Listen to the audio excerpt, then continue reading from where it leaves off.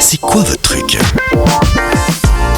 Pour sa 20e édition, le Rallye du Chablais animera les rues d'Aigle avec une combinaison de compétition, d'innovation et de festivité. L'événement promet de séduire les amateurs de sport automobile et les curieux avec de nombreuses animations et une ambiance dynamique. Le Rallye du Chablais a évolué depuis ses débuts, adoptant les nouvelles tendances de la mobilité.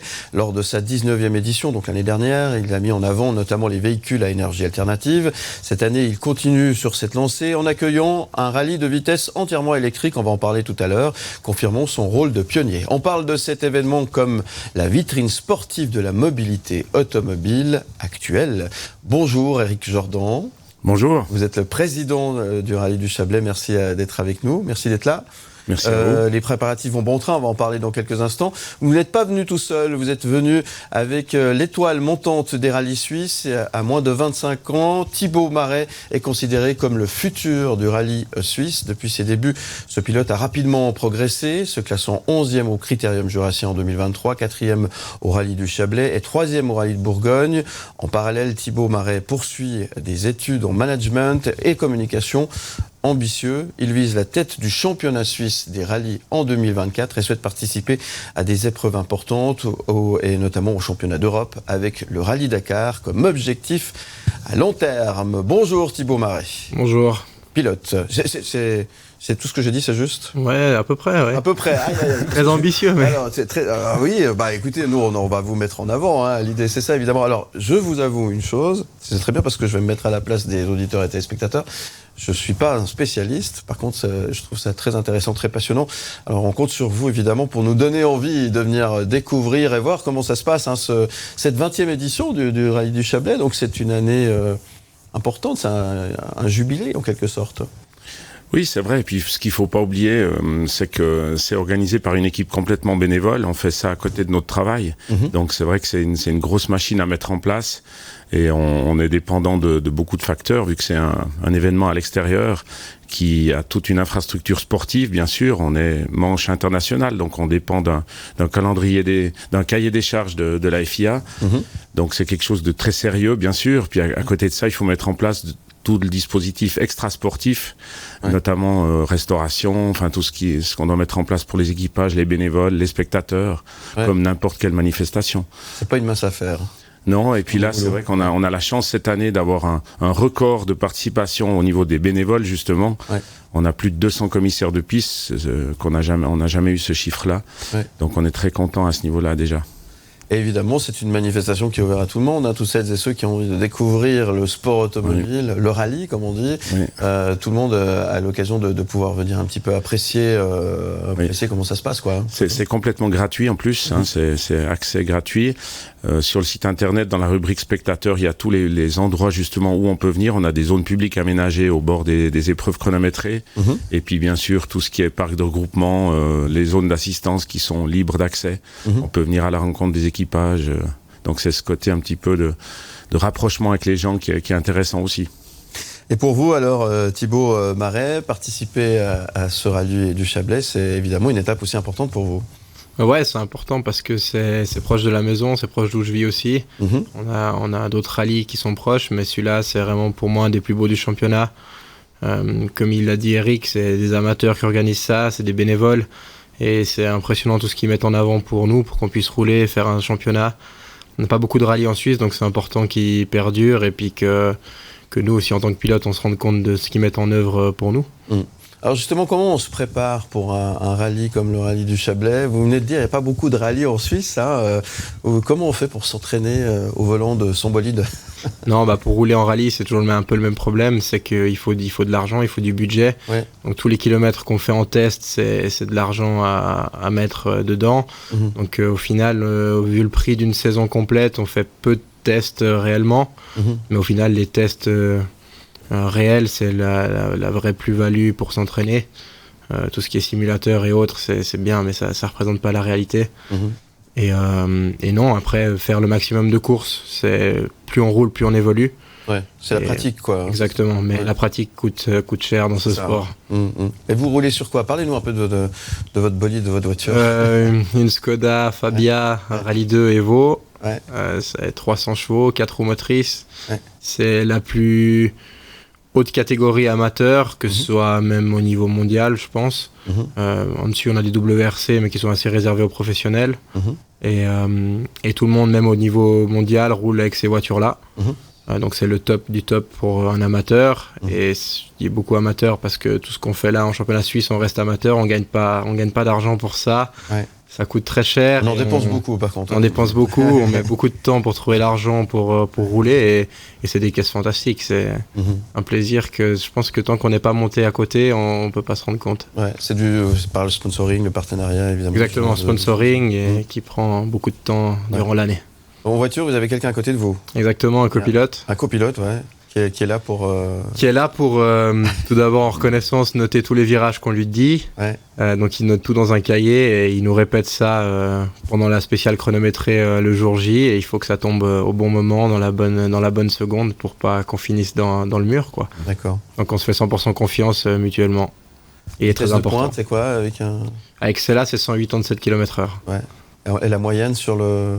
Ça dépend les rallyes, je sais pas combien c'est sur un rallye du Chablais, mais... Environ 100.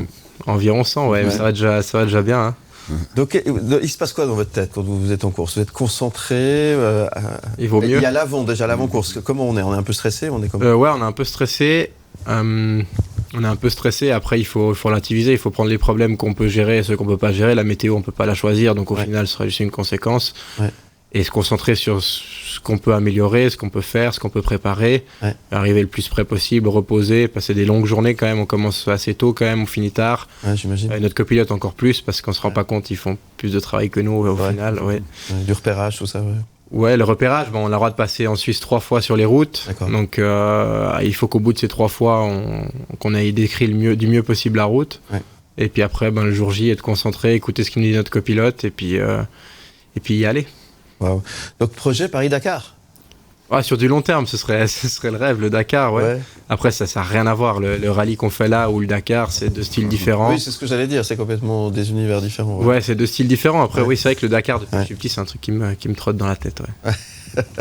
Bon, très bien. Alors, l'événement se déroule le week-end prochain. Donc, il y a les préparatifs, vous l'avez dit. Ça commence pour vous aujourd'hui. Oui. Enfin, ça a commencé il y a déjà bien quelques semaines. Alors, il y a toute la partie sur le terrain, c'est aujourd'hui. On a préparé déjà les épreuves. Enfin, tous les chefs d'épreuves ont préparé les 7 épreuves chronométrées différentes pour les reconnaissances le week-end passé. Et puis là, maintenant, on met en place les infrastructures à l'Arsenal d'Aigle, qui est vraiment le QG de la manifestation. Ouais. Okay. Donc, c'est le gros travail de montage, là, maintenant, jusqu'à jeudi. Ouais. Et on le rappelle, c'est gratuit, tout le monde peut venir voir. Donc, ça va se passer sur la région d'Aigle et un petit peu dans toute la région, c'est Alors, ça? En fait, les parcours, c'est entre le Val d'Illet, Champéry, les Ormonts, les Diablerets, Villars et Col des Mosses. On est dans cette zone-là, on dit toujours entre Montreux et Martigny. D'accord. Donc on arrose vraiment les 2 côtés du Rhône, Chablais-Valaisan, Chablais-Vaudois. C'est un peu la particularité aussi, c'est qu'on est la seule épreuve intercantonale et internationale qui a lieu chaque année. Important de le rappeler. Donc, aussi, et puis c'est vrai que c'est un rallye qui est scindé en 2 cette année pour les 20 ans. Donc on a ce rallye électrique qui aura lieu du 28 au 30 juin, basé à Montaix. Donc là c'est la Coupe du Monde des rallyes de régularité. Ouais. Et c'est vraiment 2 disciplines complètement différentes. Ouais, justement, c'était la question que j'allais vous poser. C'est bien, vous anticipez. Un peu trop. Parce que ça ne se produit pas tout à fait de la même manière. C'est-à-dire qu'il y en a où on change des vitesses, on entend le bruit du moteur. Oui. Évidemment, j'ai l'aspect pollution qui rentre en ligne de compte. Et puis, la voiture électrique, est-ce que ça se pilote la même chose? Vous avez, M. Marais? Moi, j'ai roulé des voitures électriques, mais pas en compétition. Donc là, route de tous les jours, on se rend compte que non, ça ne se roule pas la même chose. Ouais.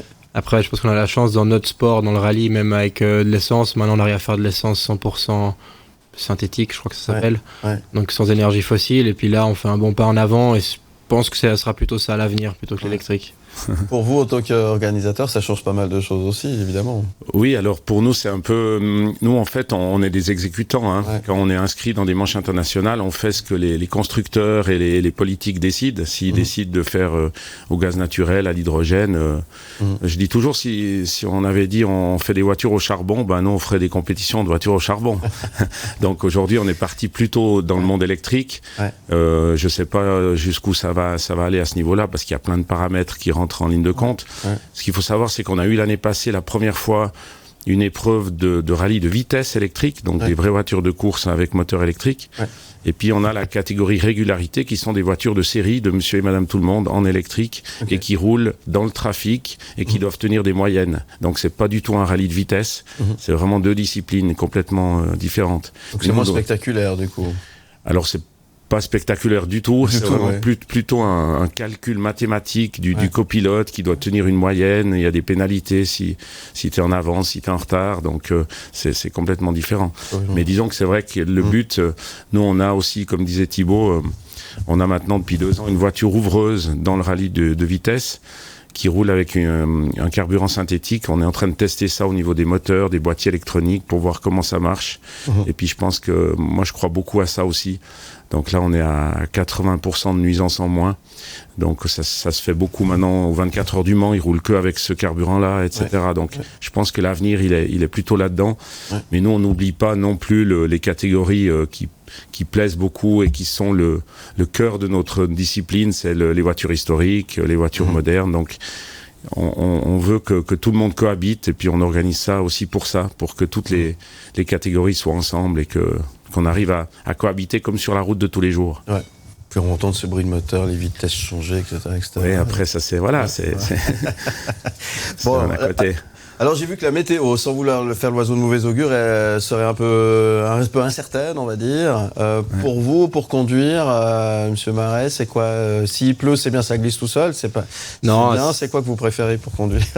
S'il fait sec ou s'il pleut, si on est sûr qu'il pleut, au niveau des choix de pneus, c'est assez facile, c'est sec ou pluie. Ouais. Mais quand c'est entre deux et qu'on n'est pas sûr, dans une région comme le Chablais où ça change beaucoup en fonction de si on est en plaine et après on peut rouler en montagne, la météo elle change et c'est assez un casse-tête en général, quand la météo elle est incertaine. Donc ça complique encore les choses. Un petit peu, ouais. Un petit peu, très bien. Quel conseil on peut donner à celles et ceux qui veulent venir apprécier ces courses?